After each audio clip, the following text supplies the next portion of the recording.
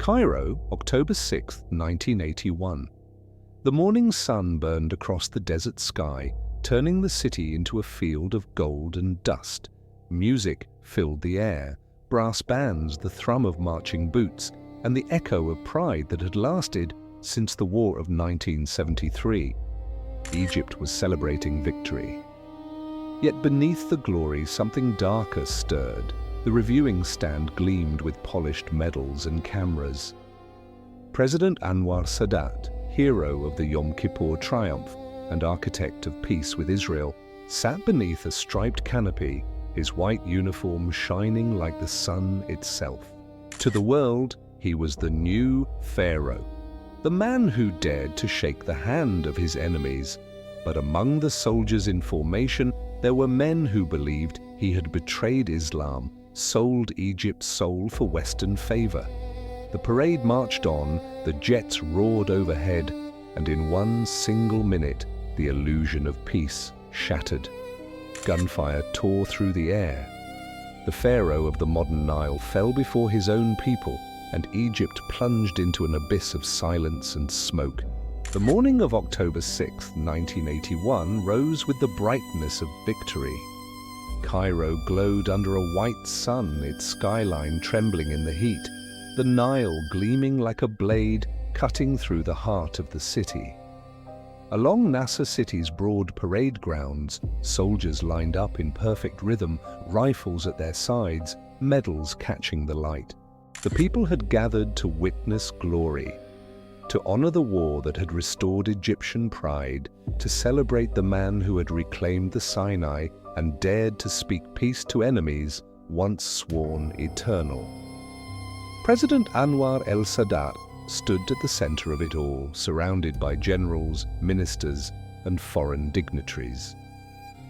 His uniform was immaculate, his chest heavy with decorations, the trademark sunglasses shielding his eyes.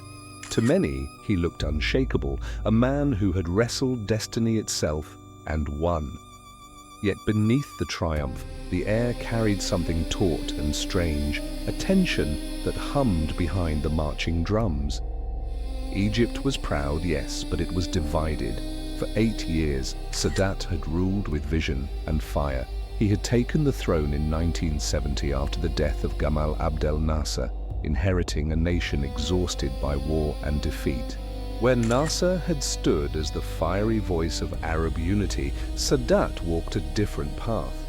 He sought to bring Egypt out of the Soviet shadow, to open its gates to the West, to turn enemies into partners. His greatest gamble came in 1973, when Egyptian forces crossed the Suez Canal in a daring strike against Israel. For the first time in decades, the Egyptian army tasted victory. The crossing became legend.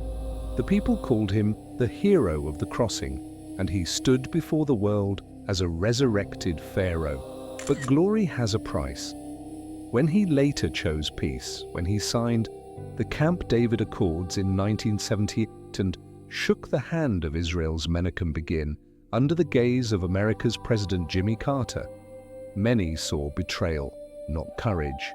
Egypt was the first Arab nation to recognize Israel. The Arab world turned its back. Embassies closed, oil aid vanished. To the radicals who believed Egypt's destiny was tied to eternal jihad, Sadat was no longer the hero of the crossing. He was the infidel pharaoh who had betrayed the faith, and mosques and barracks whispers grew. The president's vision of peace became a sentence of death written in the shadows. Yet on this morning, he seemed untouchable. The parade was his masterpiece, a symbol of control. Tanks rumbled past, jets carved patterns across the sky, and crowds waved flags in rhythm with the drums. The reviewing stand was filled with life, ministers in pressed suits, generals with silver hair and cold eyes, ambassadors fanning themselves beneath the hot air. Behind Sadat sat Vice President Hosni Mubarak, quiet, observant, his face unreadable. Television cameras rolled, broadcasting the event to millions. The image was perfect, a celebration of unity, of power, of peace secured by strength. The announcer's voice echoed through the loudspeakers as each unit passed. Soldiers in crisp uniforms, cadets from military academies, armored vehicles gleaming under the sun. Then came the trucks, painted in desert camouflage, carrying soldiers dressed as mujahideen, a theatrical recreation of the battles against Israel. They were part of the display meant to honor the victory of 1973. In the crowd, no one noticed that one of the trucks carried more than mock weapons. Inside, under the costumes and stage gear, real grenades and rifles lay hidden. The assassins were not actors. They were soldiers of the Egyptian army, but their loyalty belonged to a higher cause, or so they believed. At precisely 12:40 p.m., the column rolled to a halt in front of the reviewing stand. Sadat rose from his chair, proud and smiling, to salute them. The crowd erupted in applause. It was the last time Egypt's leader would stand alive before his people. From the rear of the truck, Lieutenant Khalid al-Islambouli, a young officer with burning eyes, shouted an order to his men. The soldiers leapt down, not for drill but for death. Smoke grenades burst open, covering the scene in a cloud of confusion.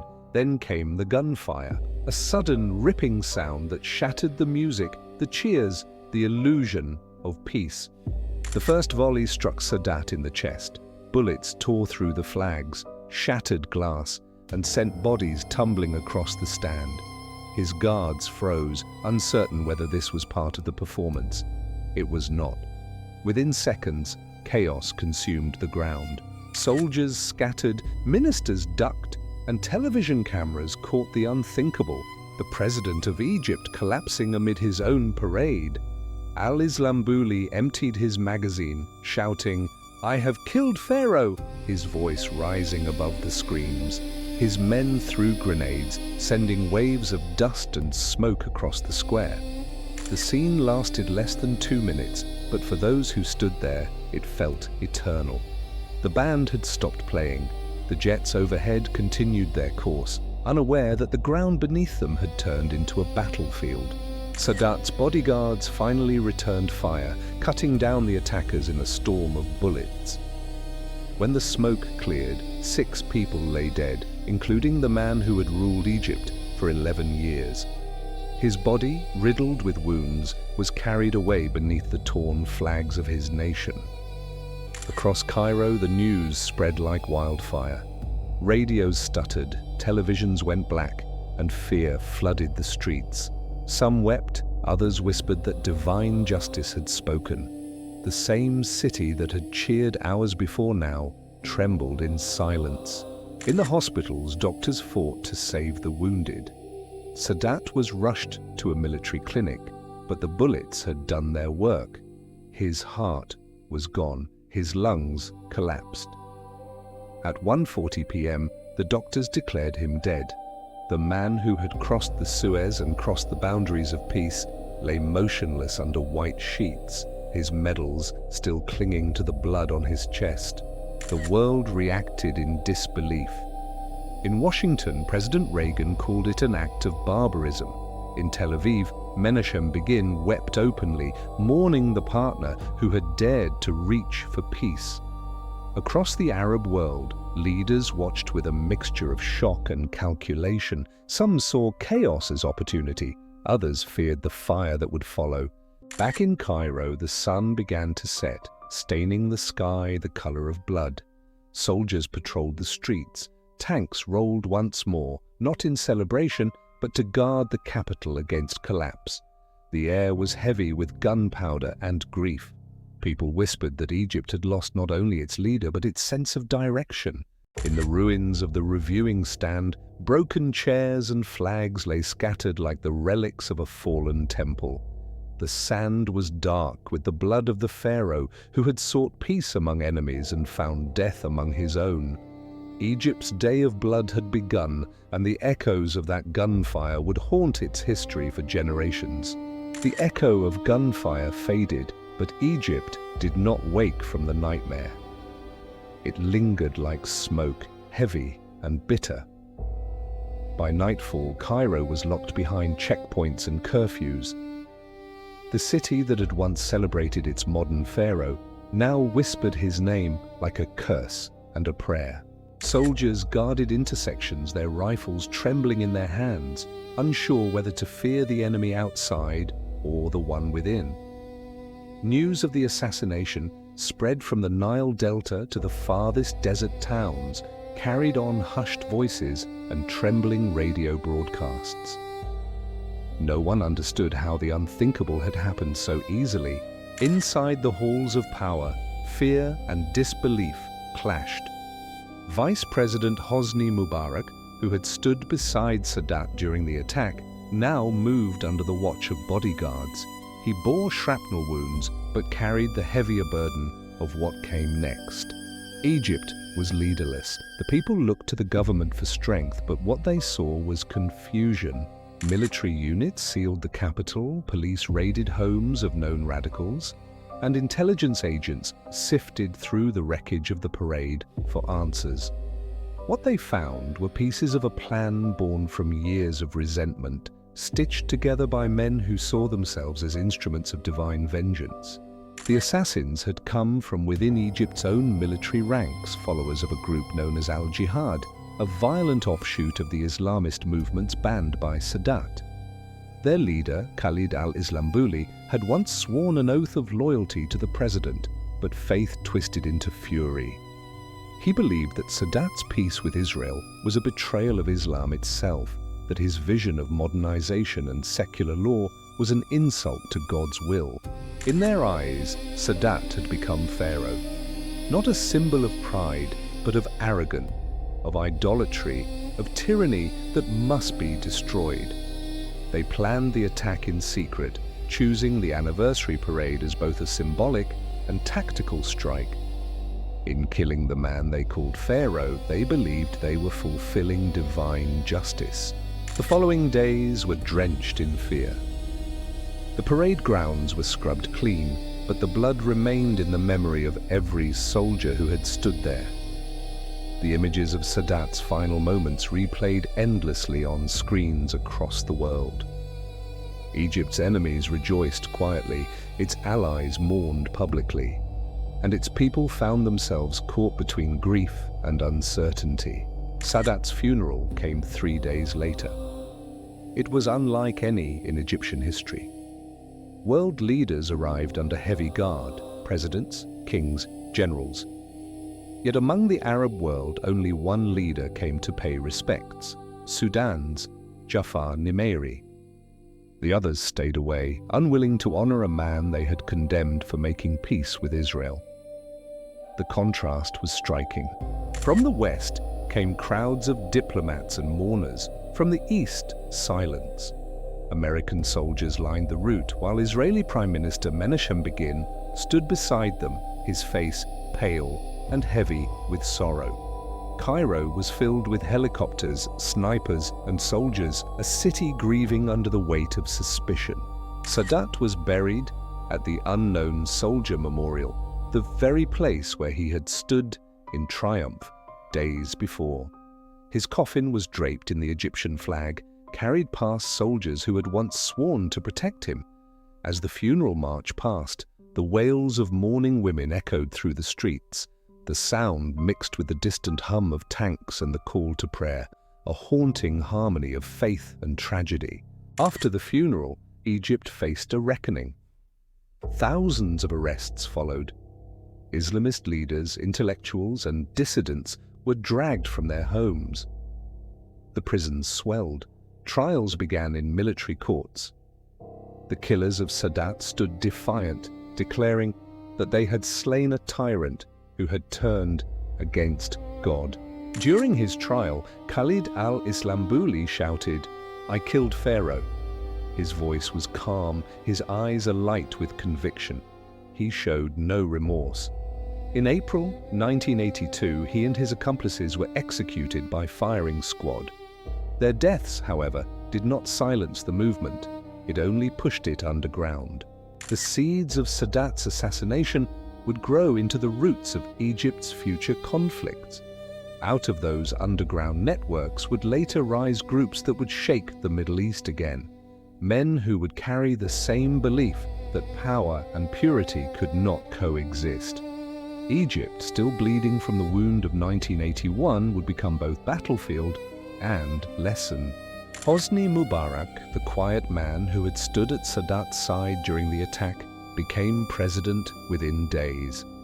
His rule would last 3 decades, marked by the same tension between control and fear, progress and repression. The ghost of Sadat haunted his palace. Every military parade after that day carried a shadow. No reviewing stand was ever again unguarded, no ceremony ever truly safe. In the years that followed, Sadat's legacy divided Egypt. To some, he remained the hero who dared to make peace, the visionary who broke the cycle of endless war. To others, he was the man who abandoned Arab unity, who traded pride for the promise of Western favor. But even his enemies could not deny his courage. Few men had stood before history and dared to change its course. The streets of Cairo carried his memory like a scar. The murals of Sadat's face, painted in his lifetime, faded under dust and sun. Yet in classrooms, in old footage, and in the quiet memories of those who had watched him rise from Nasser's shadow, his voice still echoed. Firm, deliberate, filled with the conviction that Egypt could lead not by the sword, but by peace. Decades later, the footage of that day remains one of the most haunting in modern history. The bright sky, the crisp uniforms, the sudden burst of gunfire. It is history caught in the moment of betrayal, a reminder of how fragile power can be. The image of Sadat, frozen mid-salute as the bullets cut him down, became a symbol of both courage and consequence. He died not in exile or obscurity, but in full view of the nation he tried to reshape. For Egypt, the 1981 assassination was not only the death of a man, it was the death of innocence, the shattering of the illusion that peace could be born without blood. The years that followed brought survival, but never calm. The balance between modernity and faith, between strength and mercy, became a struggle that defined the nation long after the gunfire faded. As the sun sets over modern Cairo, traffic hums along Nasser City, where the parade once took place. The reviewing stand has been rebuilt, its surface smooth and clean, but beneath the stone lies memory. Tourists pass without knowing, unaware that the ground beneath them once drank the blood of a leader who believed peace was worth dying for. Each October, the military parade returns, quieter, smaller, more cautious. The roar of the jet still fills the sky, but the salute now carries the weight of a warning. The Pharaoh of peace fell before his people, yet his vision outlived the bullets. Egypt did not collapse, it endured, reshaped by loss, hardened by time. The hand that once reached for peace still casts its shadow across the desert sands, a reminder that courage is often punished, but never forgotten. Until next time, stay safe and see you in the next history.